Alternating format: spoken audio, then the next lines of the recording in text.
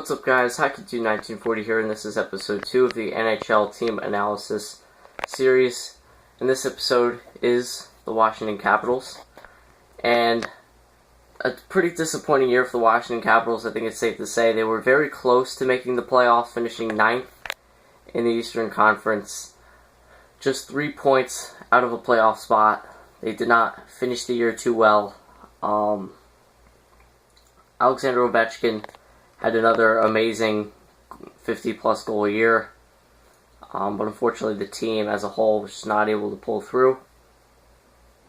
But what a big July 1st free agent frenzy day for the Washington Capitals, getting a few big additions, signing, of course, Matt Niskanen and Brooks Orpik to large contracts. And that's actually what I'm going to talk about for most of this, is those two acquisitions.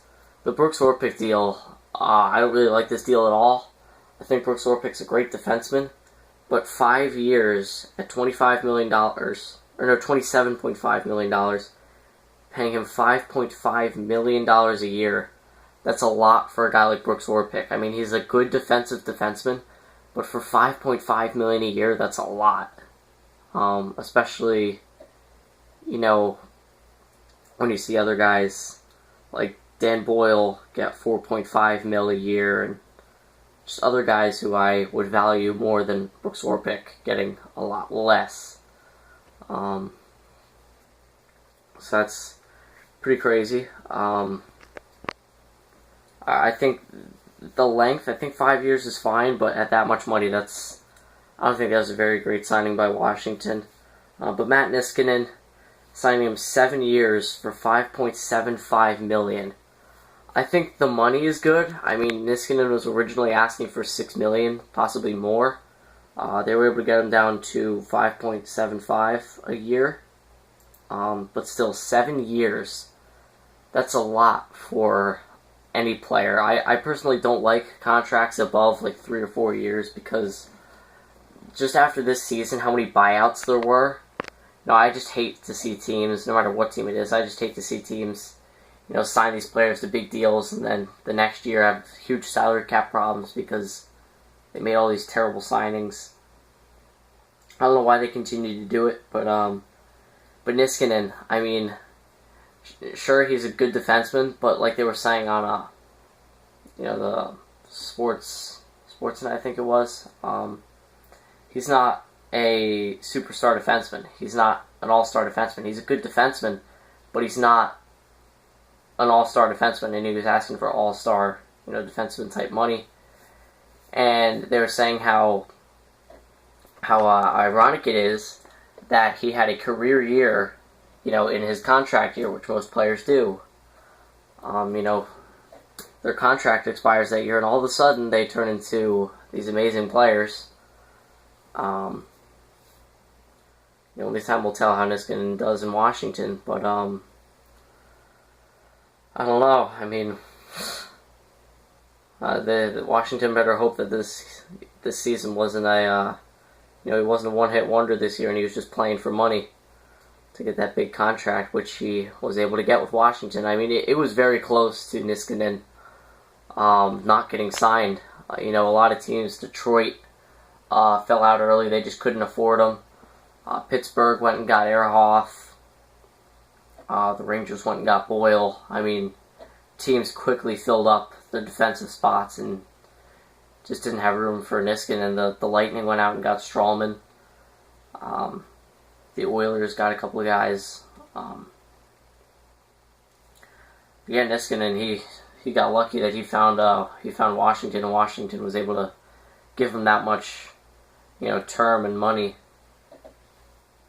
But, Niskanen, I think he's a good defenseman, but I just don't think he's going to live up to the almost $6 million a year for the next 7 years. I think it's crazy. But Washington definitely improves with these deals. I mean, the Washington's defense now is looking very nice. I mean, Mike Green, John Carlson, and Matt Niskanen on the right side, and then you got Carl Alsner, John Erskine, Dmitry Orlov, Brooks Orpik, Jack Hillen. You just have so much depth on defense now. So that's great for them.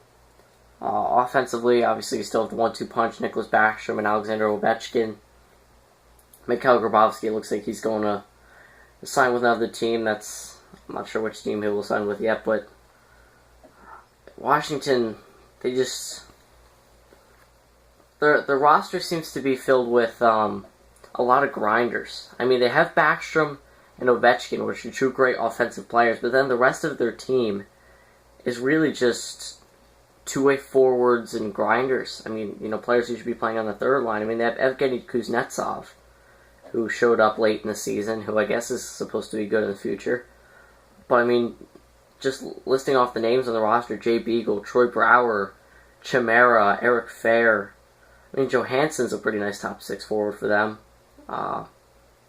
Aaron Volpatti, Joel Ward, Tom Wilson. I mean, these are all, third, fourth line guys. Not really top six guys. I mean, to me, that's Washington's biggest issue. I think they have the defense. The goaltending, I think Braden Holtby is good enough to lead them. They signed Justin Peters as a backup today as well. So yeah, I think their biggest problem is just offense. They just need another top line left wing, and then just a better second line. I mean, Grabovski was a good second line center for them. He was good when Backstrom was injured. Washington is it's just crazy to think that it was just a few years ago that you would pick up a fantasy magazine, or a yearbook, like a 2000. You pick up like a 2010 hockey yearbook, and it would say all the projections for the next season, and you'd see like the Capitals and the Canucks in the final. Like the Capitals winning the Stanley Cup. The Capitals never even made it to the East Final, and they were expected for years to win the Cup, but that they never really came that close. And now it seems like they're kind of on the decline. But then they made these two signings. I mean, they obviously want to stay in it. I mean, making these two signings. If they were looking for a rebuild, they wouldn't have signed those two guys for that much money. But yeah, I don't know what to say where they're going. I mean, they could make the playoffs. I mean, the Eastern Conference, if you ask me, it's up for grabs. I mean, the Detroit Red Wings, I mean, who knows what's going to happen with them. The Tampa Bay Lightning, depending on how Callahan, Stamkos, and all those guys do. The new additions, Boyle and Strawman, how they'll help the team. Columbus, I think Columbus will have a good chance of making the playoffs again. But I think if the Capitals just put it together and have a good, solid season, they can definitely make the playoffs next year. I mean, the Western Conference is a lot tighter than the East. But, yeah, the Capitals, their main strengths, definitely defense. I think goaltending, they're okay. I think Holtby is good enough. But offense, I mean, other than Backstrom and Ovechkin, they really don't have any point producers, which I think they really need to improve on. I mean, there's still some decent centers in free agency. Derek Roy, David Legwand, he's more of a two-way player, but still a guy who's available out there. I mean, Danny Heatley, I mean, even if you want to throw him on the second line or something, not bad. But just something to improve offensively. But